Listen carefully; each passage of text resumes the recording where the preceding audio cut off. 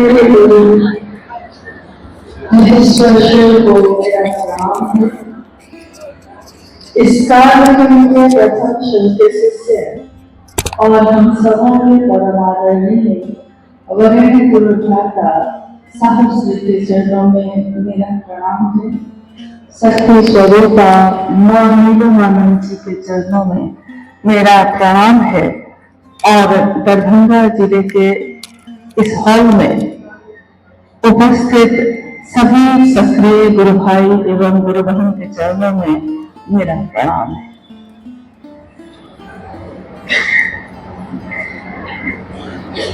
हमारा सौभाग्य है कि अपने गुरु शिव के लिए यहाँ आने का मौका मिला है। आप लोगों के बीच बैठकर अपने गुरु, अपने साहब देवी के बारे में बात करने का मौका मिला है। महागुरु महादेव, जगत गुरु महादेव आज हमारे आपके गुरु हैं। हम गर्व से कहते हैं मेरे गुरु हैं शिव, लेकिन जिनके कारण कहते हैं जो मूल कारण है इस कालखंड में महादेव की बात शुरू करने वाले गुरु और शिष्य की परंपरा में एक नए हिमालय को गढ़ने वाले हम सभी शिष्यों का मन कृतज्ञ है अपने उन साहब के लिए जिनके कारण महादेव आज मेरे और आपके हो सके। महादेव शिव, इनकी पूजा तो अति प्राचीन काल से होती आई है। महादेव की पूजा सिर्फ भारत में ही नहीं, भारत के बाहर के भी सभी देशों में होती आई है। हजारों साल पहले के शिवलिंग जो है, विशाल शिवलिंग कभी अफ्रीका की खुदाई में मिलते हैं। जब सभ्यता खत्म होती है और इतने वर्ष के बाद उसकी खुदाई होती है, उसमें भी शिव के प्रतीक मिलते हैं। तो इस दुनिया में शिव के प्रतीक तो मिलते रहे हैं। शिवलिंग के रूप में पूजा होती आई, क्योंकि एकमात्र ऐसे देवी या देवता जिनकी सिर्फ मूर्ति नहीं बनी, जगत के लोगों ने यह भी अनुभव किया कि वो जिनकी हम मूर्ति तो बना सकते हैं, तस्वीर तो बना सकते हैं, लेकिन अंततः उनसे ही मिलना है, उनके उस स्वरूप से जिसका कोई आकार नहीं। यानी जो मूर्ति दिख रही है, जो शिवलिंग दिख रहा है या जो तस्वीर दिख रही है, उसके चैतन्य से मिलना है, उस चेतना से मिलना है जिसका हमारा अंश है। बूंद बूंद में जो बटे हुए हैं हम और आप, एक दिन सबको उसी समंदर में मिलना है। हर नदी उसी समंदर में जाके मिलती है। नदियों को कोई रास्ता नहीं बताता, तब भी वो रास्ता खोज ही लेती है, क्योंकि उसको मिलना ही है।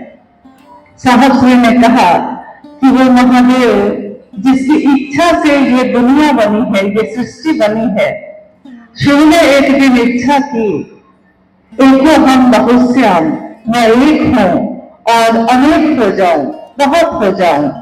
शिव की इच्छा में बल है, शिवेच्छा बलियसी।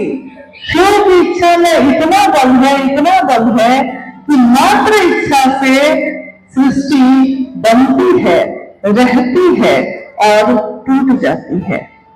कितनी दुनिया, कितनी पृथ्वी ऐसी बनती होगी, रहती होगी और टूटती होगी, हमको तो खबर भी नहीं, क्योंकि हमारी आंख तो इतनी ही दूर तक देख सकती है, हमारे कान इतनी ही दूर तक सुन सकते हैं, लेकिन शिव की इच्छा तो अनंत है। हमारी गणना है, हम गिनती करते हैं, लेकिन एक सीमा के बाद हमारी गिनती भी खत्म हो जाती है और शिव की परिधि प्रारंभ होती है। शिव की, यानी जिसका कोई तल नहीं है, जिसकी कोई सीमा रेखा नहीं है, अनंत है वो, असीम है वो। और महादेव किसी को भी अपने तरफ चलने से नहीं रोकते, सबके लिए उनके दरवाजे खुले हैं। साहब श्री ने कहा कि उस असीम, उस अनंत शिव से मिलना है तो ईश्वर के रूप में मिलना तो बहुत कठिन है। ईश्वर के रूप में यानी उनका समग्र स्वरूप, समग्र स्वरूप में तो वो शिव महाकाल भी है, काल को भी जिससे डर लगता है। उनके संपूर्ण स्वरूप में वो तो जीवन और मृत्यु के चक्र से मुक्त भी करते हैं, महामृत्युंजय के रूप में। नटराज भी है, शमशानी भी है, निहंगी भी है, तीनों लोगों का वैभव देने वाले भी हैं, सब कुछ देने वाले भी और सबका लय करने वाले भी हैं। नटराज के रूप में जब नृत्य उनका चल रहा है अहर्निश पल प्रतिपल, तो उस भाव से जीवन जीवंत होता है, पौधे उगते हैं, बालियां लगती हैं, यानी पूरी सृष्टि, पूरा ब्रह्मांड जो उनका नृत्य ही है। चारों दिशाएं जिसका वस्त्र है, इसीलिए शिव को वस्त्र कहाँ पहनाया जाता है? चारों दिशाएं ही उनका वस्त्र है, दिगंबर और अघोर, कपालेश्वर, आचार्यों के भी आचार्य आचार्येंद्र। साहब ने कहा, महादेव आपका तो इतना डिजाइन है, इतना डिजाइन है और इतनी बड़ी सत्ता है आप कि हम जैसे लोग तो आपसे मिल ही नहीं पा रहे हैं। दुनिया के असंख्य लोग महादेव की पूजा तो कर रहे थे, लेकिन दूर से। महादेव तो भगवान है, हम उनसे कैसे मिले? वो मेरे कैसे होंगे, हम उनके कैसे होंगे? भगवान तो वो थे ही, दुनिया के लोग भी थे ही, लेकिन उस भगवान से मिला कैसे जाता है, ये रास्ता बताने वाला कोई नहीं था। क्या विधि है? शिव हो उपरावतार, कौन विधि ना, किस विधि से उस पार उतरेंगे, विधि बताने वाला कोई नहीं। पूजा तो हो रही है, शिव की शक्तियों का तो यह क्षेत्र ही है। शिव की अनन्य असंख्य शक्तियों की पूजा होती आई, आज भी हो रही है।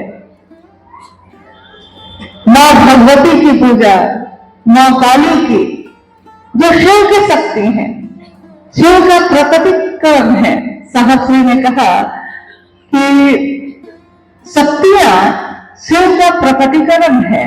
शिव अपनी शक्तियों से जाने जाते हैं और सबसे सुंदर प्रकटीकरण जो है, यानी जो रूप दिखता है, वो सब के सब उनकी शक्तियां हैं। आपने गौर किया होगा, जैसे ही हम नाम लेते हैं शिव की शक्ति, तो हमारे मन में कैसा रूप आता है, किसका रूप आता है? शिव की शक्ति, यानी अगर उसको रूप देना चाहें, अगर उसको आकार देना चाहें, तो क्या आकार देते हैं हम? मां का। शिव की शक्ति, शक्ति है वो, ऊर्जा है वो, शिव की है, तो स्वाभाविक है जो देवों के देव हैं, जो ईश्वरों के भी ईश्वर हैं, उनकी शक्ति कैसी होगी? उस शक्ति में ऊर्जा है, उस शक्ति से सारी चीजें चल रही हैं। और हमारे जगत में तो अगर शक्ति मिले तो सबसे पहले अहंकार होता है, सबसे पहले अकर होता है। शक्ति है यानी अहंकार है, लेकिन गौर करिए, शिव की शक्ति, तो जैसे ही हमारे सामने ये बात होती है शिव की शक्ति, तो हमारी आंखों में एक रूप उभरता है, मां का। शिव की शक्ति मां का स्वरूप होती है, इसीलिए उसमें करुणा है, उसमें ममता है, पिघलने की विधा है। कहाँ अहंकार है? समस्त शक्तियों से जो संचित है, उनमें कोई अहंकार नहीं। वो तो माँ का रूप है, वो तो अपनी गोद में बैठाने वाली, वो तो अपनी ममता से पल्लवित पोषित करने वाली है। स्वाभाविक है, जो शिव का होगा, शिव के पास होगा, धरती पे भी तो वही होगा। अगर शिव माँ न हो तो धरती पे कौन माँ है? अगर शिव पिता नहीं तो धरती पे कौन पिता है? अगर शिव में समस्त स्वरूप नहीं तो वो रूप धरती पे कैसे हो सकता है? समस्त रूप जो धरती पे है शिव से ही निकले हुए। तो वैसे ही वही चीज, वही आचरण, वही स्वभाव धरती पे भी हमारी आंखों ने देखा। आप में से कुछ लोगों ने उसका साक्षात सशरीर भी दर्शन किया है। शिव के शिष्य साहब हरिंद्रानंद जी का, ममतामयी मां नीलमानंद जी का, शिव के शिष्य, उनका एक रूप है ये धरती पे। उनके और रूप भी धरती पे रहे हैं। जब साहब श्री हरिंद्रानंद जी का जन्म हुआ इस धरती पे 31 अक्टूबर 1948 की वो तिथि थी, दिन दीपावली का था। जो जगत में सुविधा सम्मान मिलता है लोगों को, वो उनको उपलब्ध था, वो थी उनके घर में। जब वो बड़े हुए हैं तब भी सारी सुविधा थी, किसी चीज की कमी नहीं। बस उनके पिता ने तो इतना ही चाहा था, उनकी माँ ने इतना ही चाहा, जैसे हम और आप चाहते हैं कि मेरा बेटा अच्छा बने, पढ़ के कुछ अफसर बने, मेरी बेटी कुछ बढ़िया काम करे, मेरा सर ऊंचा हो जाए। तो बढ़िया काम मतलब हम समझते हैं कि कलेक्टर बन जाता, डॉक्टर बन जाता, इंजीनियर बन जाता, लेकिन कोई नहीं चाहता, कोई नहीं चाहता। अघोरेश्वर के रूप में पूजा करता है, लेकिन खुद नहीं चाहता कि मेरा बच्चा अघोरी बन जाए, ये कोई नहीं चाहता। महादेव की पूजा करता है, लेकिन महादेव के उस सौम्य रूप को अपनाना चाहता है जिसको देखकर खुशी मिलती है, आनंद मिलता है। तो हम उमापति के रूप में पूजा करते हैं, हम गृहस्थों के साकार आदर्श के रूप में पूजा करते हैं। लेकिन रौद्र रूप जहां नहीं आता है, वहां हम पूजा तो करते हैं भय से, प्रेम से, लेकिन ये नहीं चाहते कि मेरे घर में भी ऐसा हो जाए।